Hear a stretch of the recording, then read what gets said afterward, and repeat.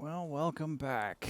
So, I have a new thing from a very popular auction website that got delivered today. Obviously, this is its absolutely raw state. Haven't even opened the box yet. But I figured I'd let you guys see the box. What we're going to do is we're going to go into the box, pull out what's in it, get it on the bench, run it through its paces, and see if we can't add it to the working collection of test gear that is in the ever-growing lab. So let me go ahead and open the box, and I will show you guys what is inside. I know what's in the box because I only had one order out at this time, so I am going to open it up.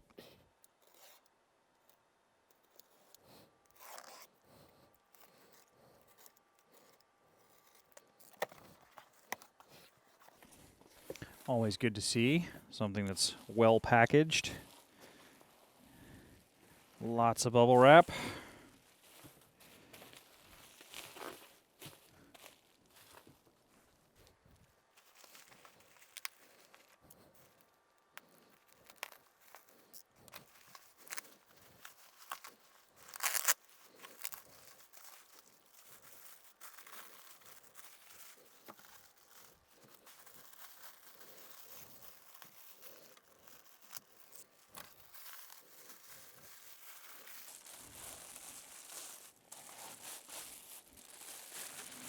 Obviously, we're not going to toss the package around, given the fact that it is a delicate piece of instrumentation.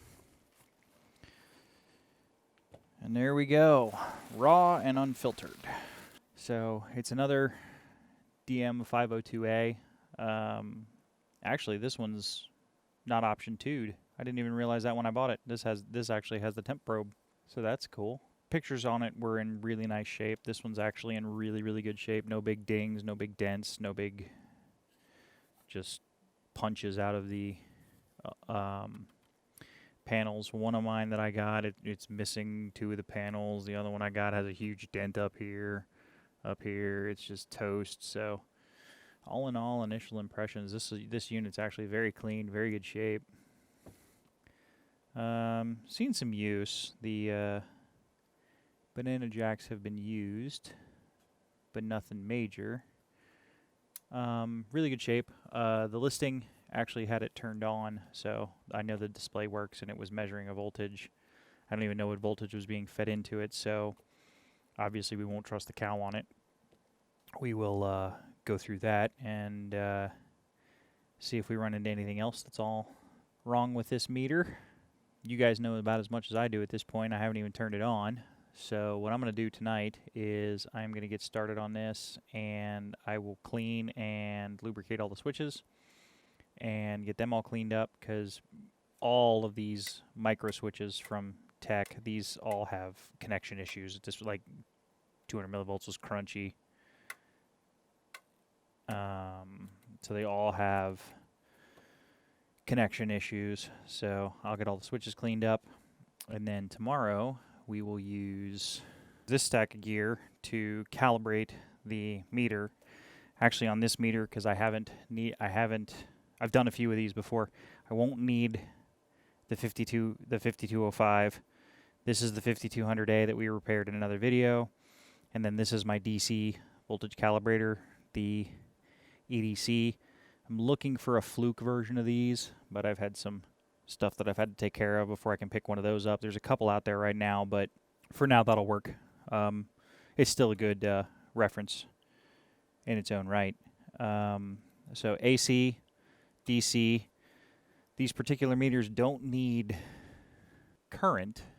However, they do have an ohms range, and there's all the standards you need to calibrate one of those old Tektronix meters. You've got AC, DC, and resistance. You need a 19 ohm resistor. So the mark is the resistor that I measured with the Kelvin clips to tell me it was within tolerance for calibrating that meter. So we'll be using these 2 units tomorrow to calibrate the Dmm502A. Yeah, so I'm just going to get started cleaning out these switches, and then tomorrow morning we'll do a calibration and see how it goes. See if there's anything else we need to fix. All right. Well, good morning again. Where I'm at so far on the meter is I have replaced these 3 capacitors. I did another one of these meters where the voltage reg was bad and these 3 capacitors were bad and it was dragging around the positive 15 volt rail. I checked the capacitors that I took out. So this is the 330, so this guy actually was replaced by this guy right here, so much bigger capacitor, same capacitance, same value. This is a 10,000 hour 105 volt cap versus a 85 degree C. Sorry, 10,000 hour 105 degree C. All these are 105. So got those all replaced. I checked all 3 of these. They're good for ESR, but they were starting to show parallel resistance. So they're going leaky for DC. So we got those out of there. And I'm ready to turn this on and see what happens. I haven't even plugged this in yet.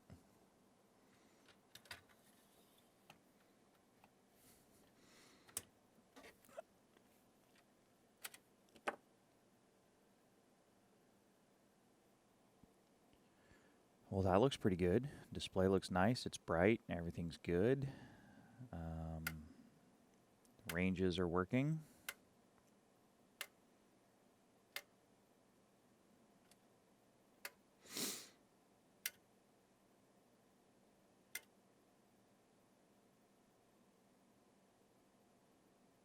Blinking because it's on ohms and there's nothing hooked up.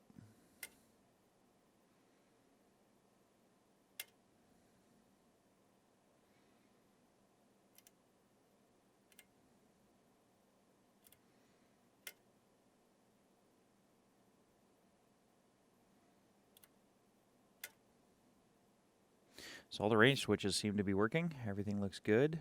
So what I'm going to do now is I will just let that warm up. I have the calibrators warming up, the meters warming up. I got to give this thing about a 30-minute warm up. To do the adjustments on all my TM500 devices, I found a TM503 frame with the top removed. Gives me access to both sides of the equipment. The only problem you have is if there's an adjustment down at the bottom, it's hard to get at. But all my TM500 stuff I've been able to adjust this way. It gives me a nice frame, and you don't have the problem of plugging in that flexible cable backwards. It is possible to plug the flexible cable in backwards. If it does, it sends power to the wrong devices, and you can destroy a plug-in. So this is just a little bit safer. So this is the way I tend to do it. So what we'll do, through the magic of the camera, you guys won't have to wait for the warm-up time. I'll just leave these on for a little while and bring you guys back when it's time to do the calibration, and we'll see if there's anything else wrong with this thing. Okay, I've given everything time to warm up. Everything's good to go. I've got a calibration adjustment procedure printed out, ready to go. No excitement with the capacitors, so everything was good there. I got the 2 standards have been on since this morning. It's now the afternoon, so plenty of time to warm up. The DMM's been on the same amount of time. I forgot I did have to actually wait for the frequency counter to warm up as well, because the first step in the adjustment procedure is to adjust the clock frequency. So, and actually I've got it hooked up. So I've got the clock frequency adjustment. It actually wants me at 2048. I'm at 2045, so we are actually going to adjust that. That one's out of range. So I'll just come in here. Doesn't take much. That's actually going to be perfect right there. I'll show you guys the frequency counter. Move that. We're at 2048.0, so bang on. No problems. The next thing we need to do is we need to adjust the 15-volt supply. So we'll get this pulled off. We'll add my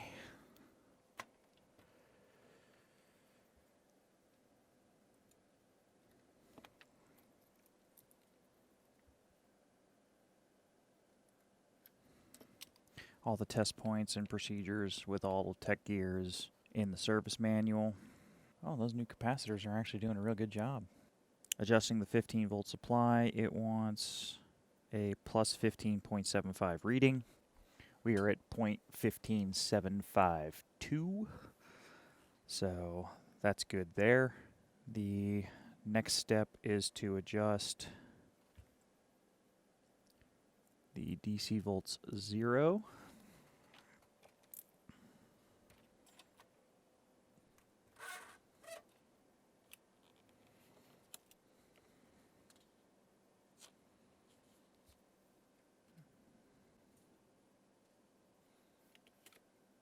And external needs to be out.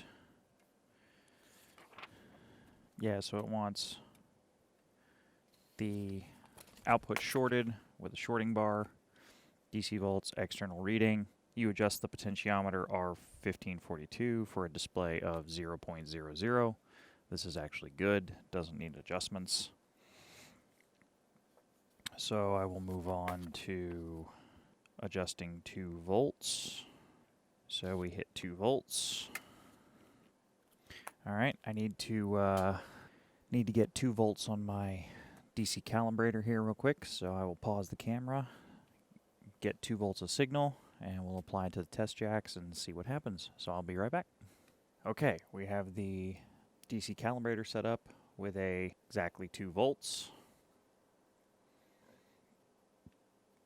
So what we should do here, plug this in here. Okay, and we're out just a little bit, so this should be blinking zeros, meaning we just hit the over range. So that does need an adjustment. So I need to adjust R1443, which is on the right-hand side of the instrument, right here.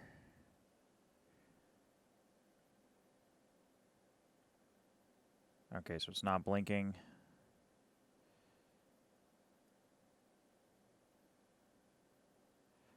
So right there is what the cal document calls for. So now we need to adjust the 200 millivolts adjustment. So I'll hook the DC source back up to the meter, and we'll set the DC supply, the DC reference, up to 200 millivolts.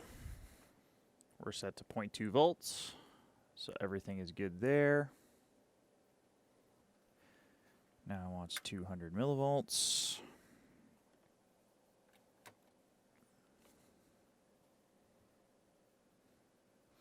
Now because it's fluttering and bouncing like that just a little bit, it means it's just a touch low. So I need to adjust 1531, which is right above the other adjustment. This is actually really close.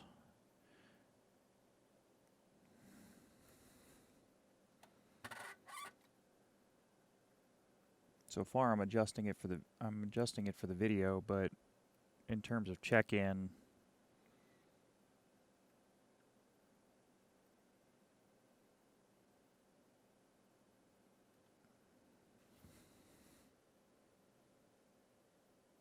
that's staying stable there, so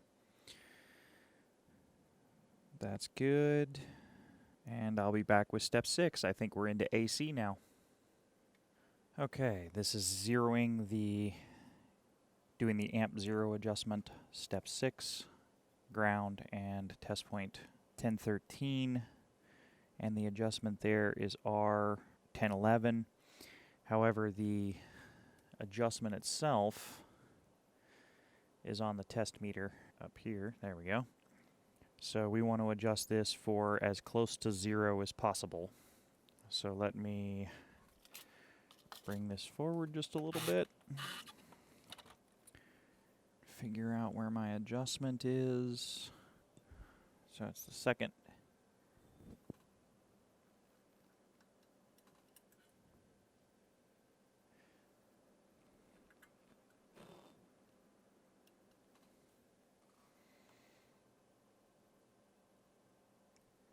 Okay, so I adjusted it up.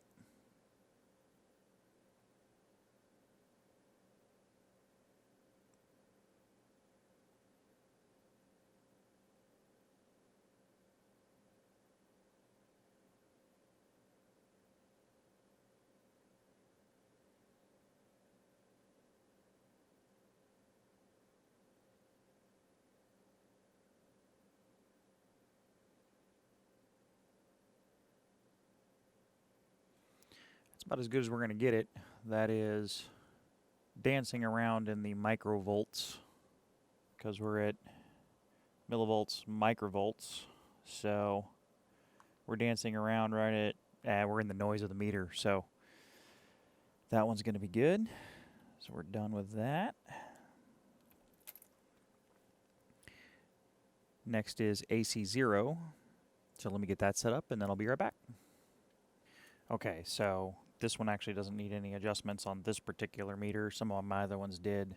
It's just zeroing it out with a shorting bar. So AC's pressed, 200 millivolts AC.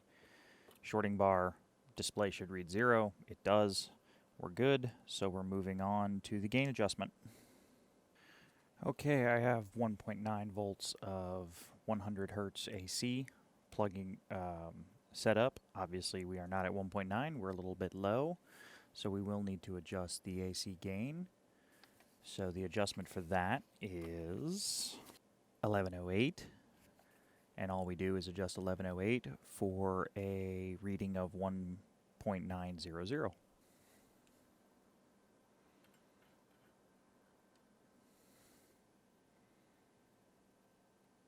And we're going down, so we can come up.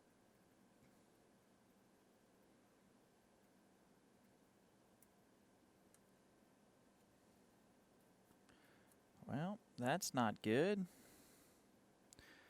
I'm out of an adjustment. So, something in this meter is out of spec. Let's see if we can find it. I'll get a schematic out. We'll take a look at this particular adjustment, what it might be doing, and we'll take some measurements around that and see if something's not out of spec on the AC board. Okay, well, we are back after a bit of troubleshooting, and mistakes were made. Oh, let's see what happened. So one, I was chasing ghosts. Couldn't get the adjustment to go right due to the fact that the AC calibrator was set to 100 hertz versus, or I mean, it was set to 10 hertz versus 100 hertz. So it was actually too slow for this meter. I was kind of getting confused because the 6500 can read down that slow. The Dmm502A cannot. So that was that problem. The adjustment we were making is right here, the AC gain adjustment. And really all it is this resistor, this capacitor coming off of this op amp resistor for feedback. And then you have a cap and the adjustment resistor right into the U1205, which is an A to D converter. I thought the A to D converter may be having a problem, so I swapped it out with another one. No, it was fine. I also did find out this is pretty much the heart of the unit. So this is one of the most important ICs in there. But the good news is it's not a tech proprietary part. So that's just an Analog Devices part. So those are actually sourceable. They're not cheap for ICs, but they're not horrible either. You can find those online for about 15 bucks. So there we go. The other mistake that I made was I replaced the capacitors and I got careless. You can see this is bulged up a little bit. This is the 330, 35 volt, the big guy. I put him in backwards. So when I was kind of looking at the board, trying to troubleshoot the board, I was like, that's brand new. Why is it bulging out? And it was blown up. So easy enough to do. But I have caught the calibration back up to where we were before. So we are back at step 8, which is setting the gain adjustment. I have just done step 7, which is AC zeroing, which is just the shorted with and adjusting for zero display. So we're going to try the gain adjustment again. I've had all the equipment warming up for a half an hour. So let's turn this back on. Okay, so we now have 100 hertz going in at 1.900 volts.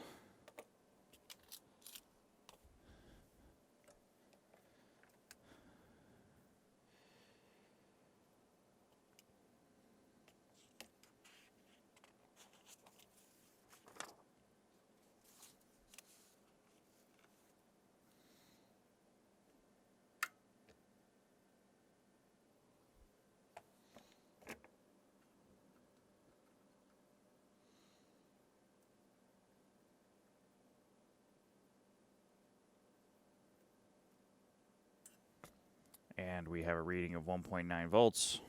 So the AC was just too slow. Okay, I've got the next signal set up, which is 19 volts at 10 kilohertz. We need to adjust C1215 for a display reading of 19.4. We'll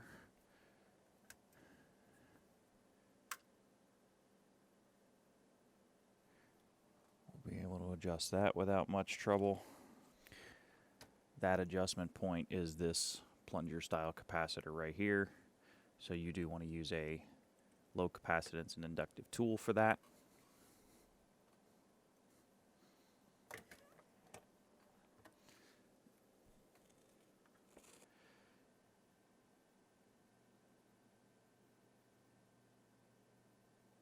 All right, there's 19.04.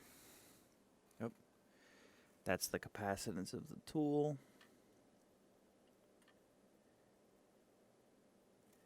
So since we're going to drop 0.01, we'll bump this up to 19.5, but when I take the tool, a little bit more.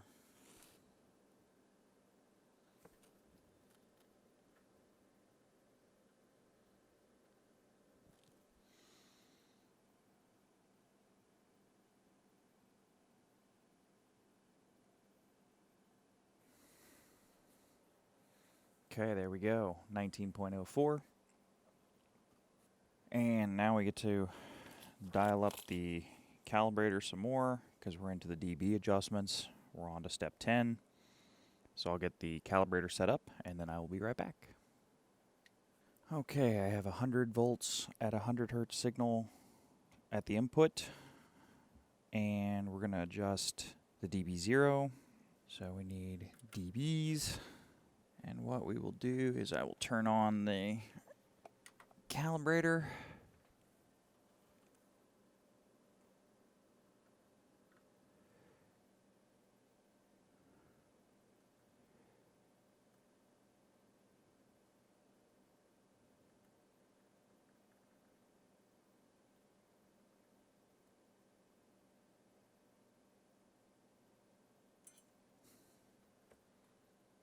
Okay, sorry about that. Not a 0 on the display. Need a 0 on the test meter. Let me show you the... Okay, test points are the AC ground. And then this is test point 1108 right here, next to the capacitor. And what you want is you want a dB0 for 0 volts on the test meter, not 0 dB here. Alright, we have a reading of 0.0 on the test meter.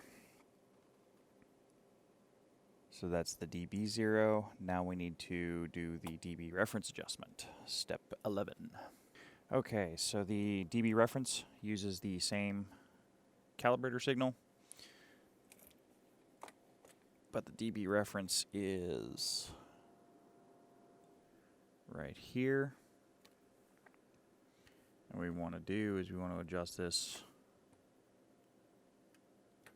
There we go. I want to adjust this for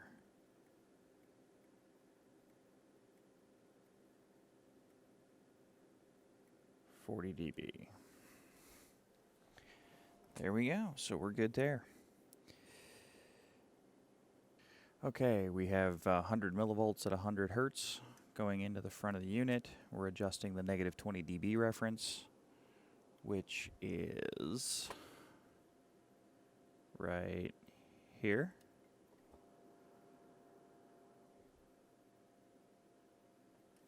And we're adjusting this for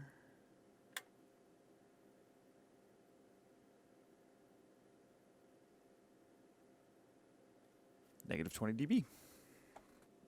And where I had the 200 still pushed, it's AC, dB, and 200 millivolts.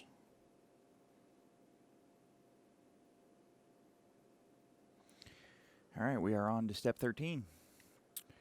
Okay, this one's actually hitting a little bit high. I have everything set up.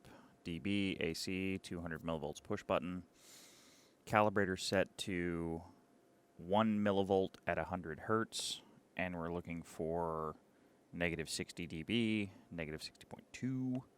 So we need to adjust our 1102, which is the dB gain, which is on this side of the unit.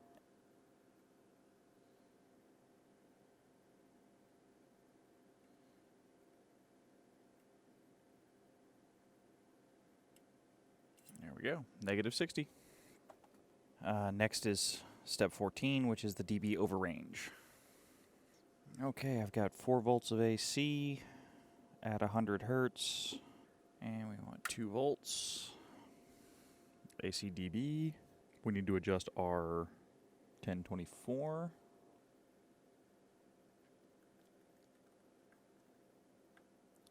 And what we're looking for is the display just starting to flash. So if I back it off, no flashing.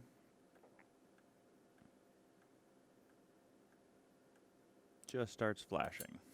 There we go. Now we have to do the same thing for under range. So I will get that set up and I'll be back.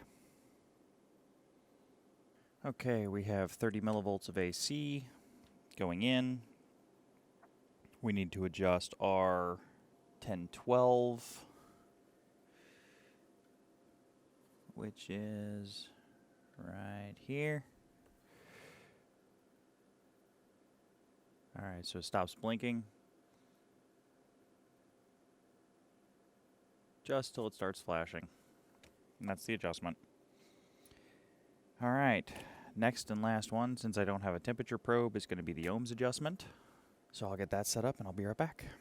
All right, we have our 19 ohm resistor, 19K ohm resistor, sorry. And we need to adjust 1306.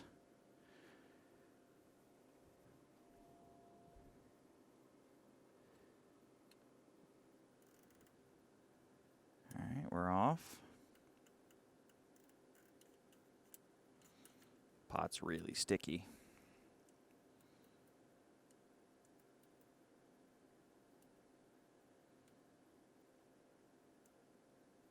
There we go.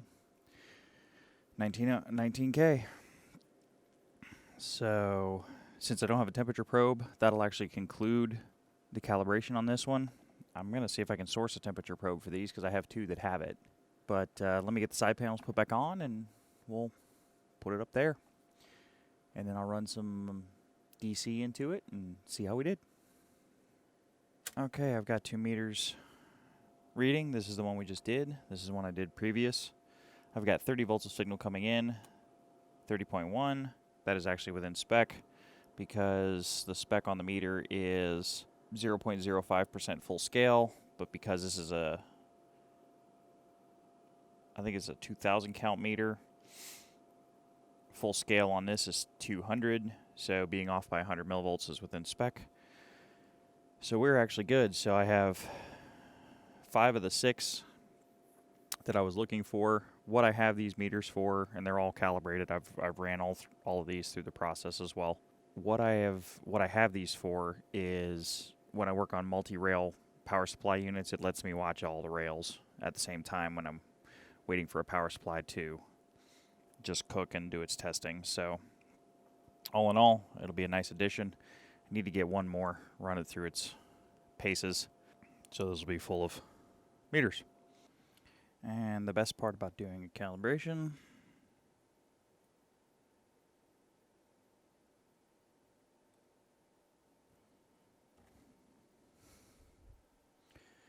putting the cal sticker back on.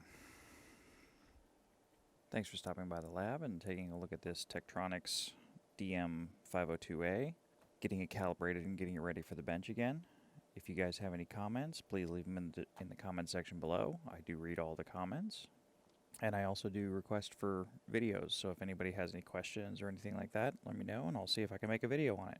To all the new subscribers we've had recently, thanks for subscribing. There will be a lot more coming, and we will see where the channel goes. So thanks for swinging by, and we will see you in the next video.